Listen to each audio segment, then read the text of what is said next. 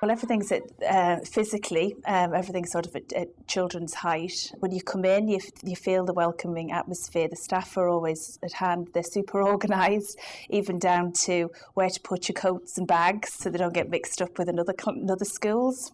It's like everything together, and art and crafts and music and some drama and some shows in one place. Beautiful, really great quality. There's very interesting artwork or the walls. Everything is something to look at for every child.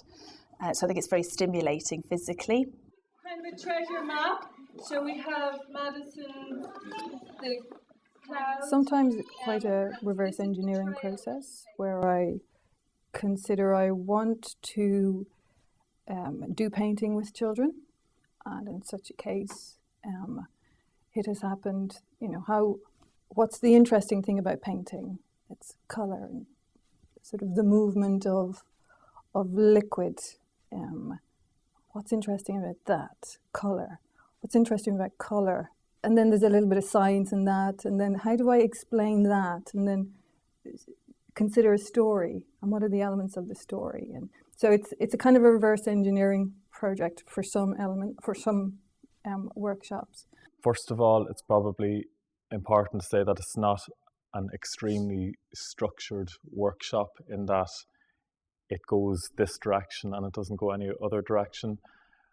I suppose what I'd mean about designing a workshop is that I have a particular place that I'd like to guide the children towards. I might work with a particular idea or a theme, and I might structure a workshop. I suppose I'd have a loose structure of your warm-up, your main body of a workshop, and your sort of closing or sort of warm down.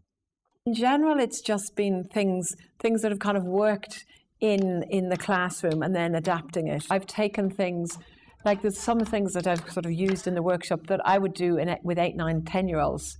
And I just adapted them, like using fabrics and materials to make volcanoes. And I did exactly the same with a group of 9-year-olds, So in a way, it's just taking what you have and adapting it. I think it's having just enough structure that I can feel comfortable operating in that, but having enough room that it allows me to be led by the child through the workshop.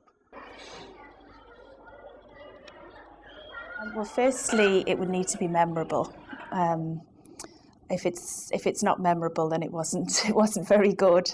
It needs to be something that arouses curiosity, it stimulates children's interest, and it would also it needs to challenge their thinking. It would need to be something that taps into all their multi-intelligences, their multi-senses, something that taps in emotionally, physically. With young children especially, some kind of kinesthetic experience. We all learn differently, so it needs to tap into everybody in some way. The Vivaldi workshop, Considering Spring, we were all listening, and I taped the session, and I had a look back at the session, but after I had spoken with the 2 creche workers and one of the creche, we all kind of agreed that it was a new session, and it maybe needed a bit more work. I looked at the tape, and every child is clued in. When you're listening and you're kind of in the middle distance, all of the children were like this. And we had imposed our own value as adults onto a situation because we had seen it, it didn't hit that button, or it didn't, make that thing happen. But all of the children were present. They were all engaging. The visual work was amazing. And their oral connectedness was completely present in their visual presence, and I only got that from a third party, being the video camera. For the child, I'd say if they're enjoying themselves, if they're having fun, they're all sort of characteristics of this lovely idea called flow. That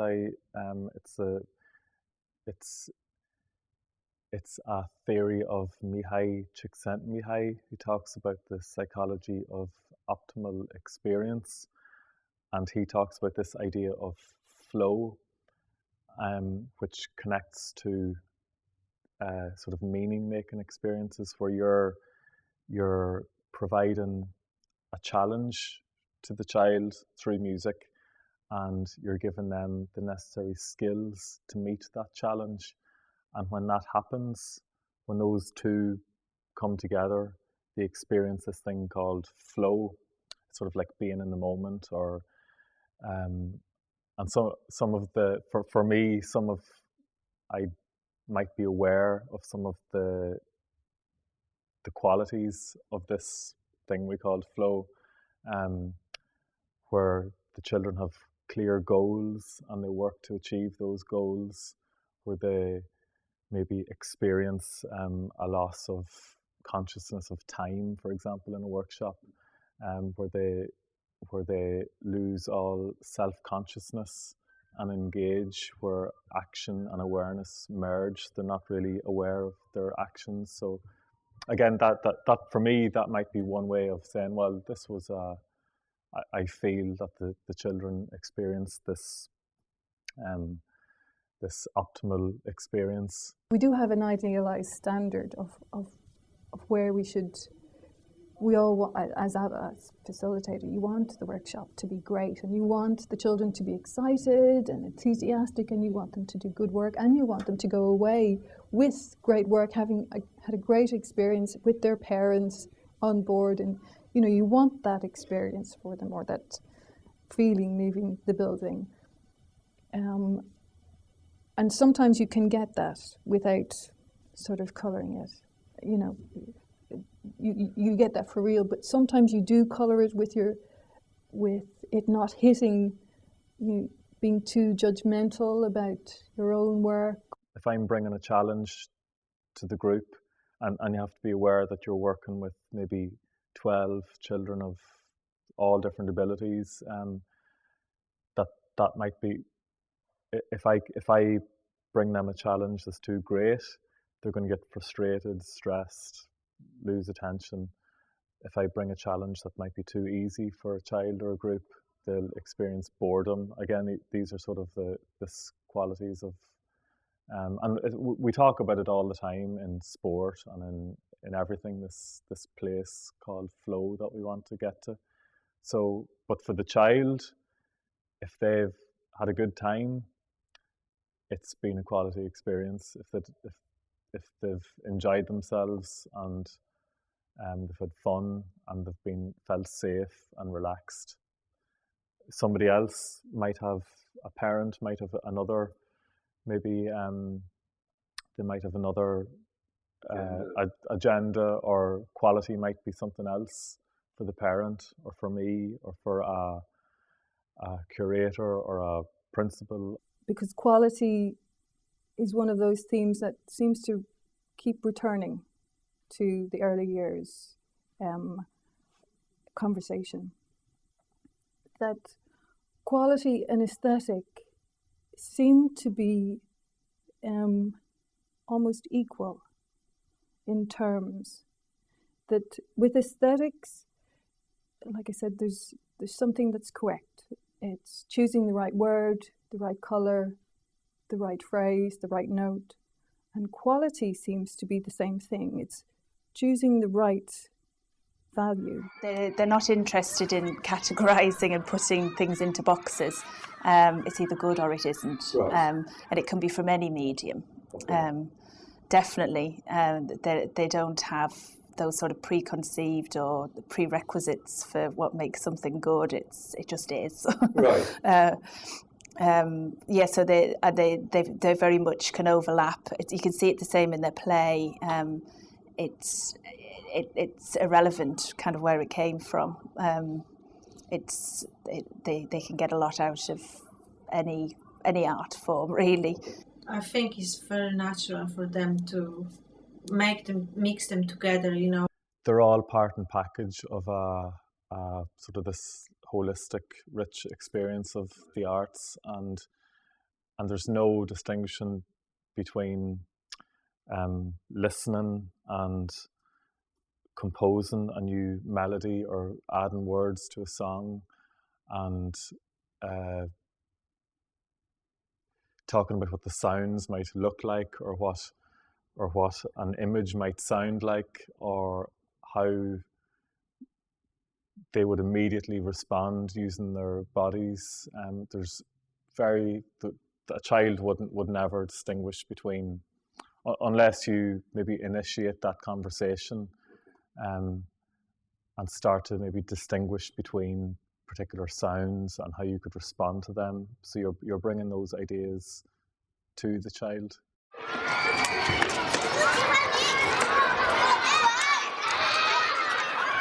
Well, I suppose unstructured play, the play which they're spontaneous play, is something that's come from them firstly.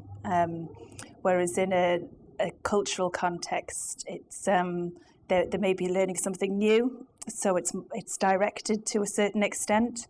I mean, obviously, in a good cultural context, like in the Ark, you'd be drawing the children's own ideas from their own play for situations.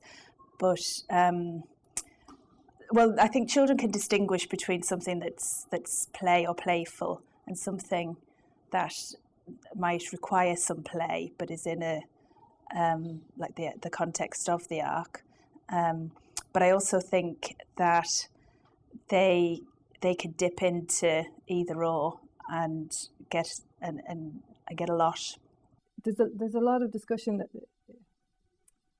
talk, I suppose, of people saying that children play. They need to play a certain amount of hours every day. But what is that? What do you mean by play?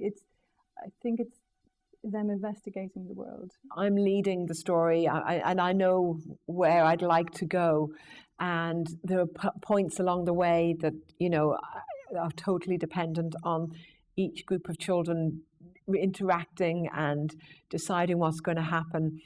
But to a certain extent, I know what I want to have happen next, whereas play in a Montessori or is much more child-led, I suppose, but I still think the adult can kind of add a certain, you can add almost little challenges or little issues or little tensions within the play that the children have to address.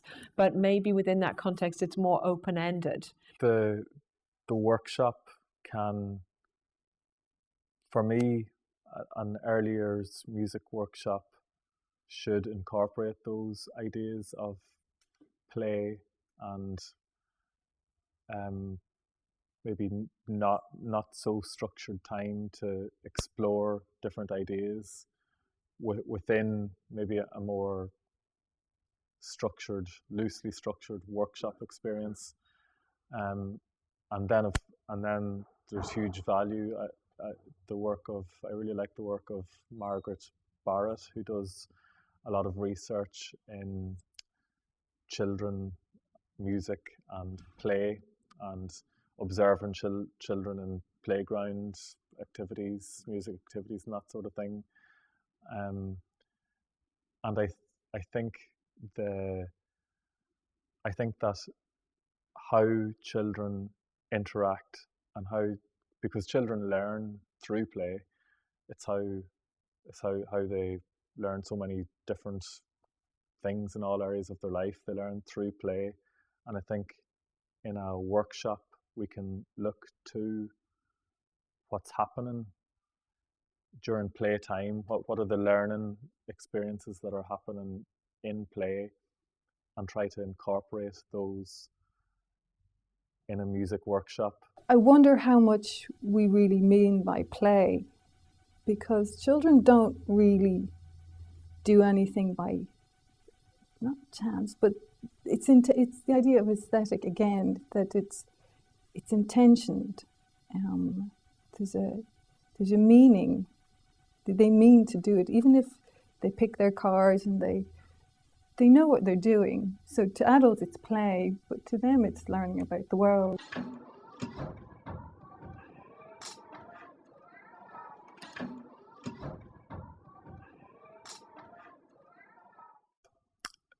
With a shorter workshop, you would be conscious that hopefully there'll be another workshop at some stage to follow on from it, but you're conscious that it's quite possibly a standalone project, so you want to embed that with as many ideas and as many you want the children to experience so many different skills and ways of doing things and thinking about music maybe, whereas on a more longitudinal project you might be looking at 16 weeks down the line or 4 weeks down the line on where you want to go. With your 1 hour workshop, you have that hour to think of where you want to go. So there's huge value in each approach. It's just as a facilitator, thinking about the workshop, you do think about them a little bit differently. Well, you do get a greater sense of connection, I think, when things are going on for a number of weeks, and you can build things up in layers a lot more. And what's quite nice to see is that a lot of my stories might go over 6 weeks, and you can drop some little clues in week 1 and 2 that may not be picked up until week 3, 4, or 5. So you can kind of weave threads in through the story and then maybe pick them up a little bit down the line. And it is quite amazing that they will remember that, and they will remember what you said a few weeks ago. And then you also get to know the children better, and you can sense their reactions. That's one of the real motivations, or one of the real reasons that we're doing this in the first place, is that it will have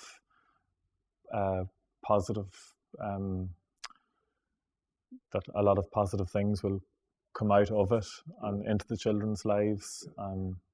The more the better. And it becomes normalised then as well, that it's a positive experience that is ongoing. You don't forget. It's part of your routine. And then hopefully in the future they'll have a lasting love of the arts.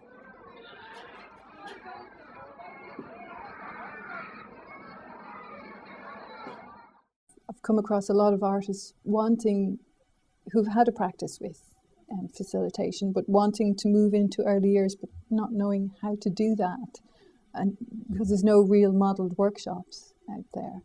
So yes, from that point of view, it would be great, third party, and to allow other people to see it, to see what happens. And also the idea of third party research coming in,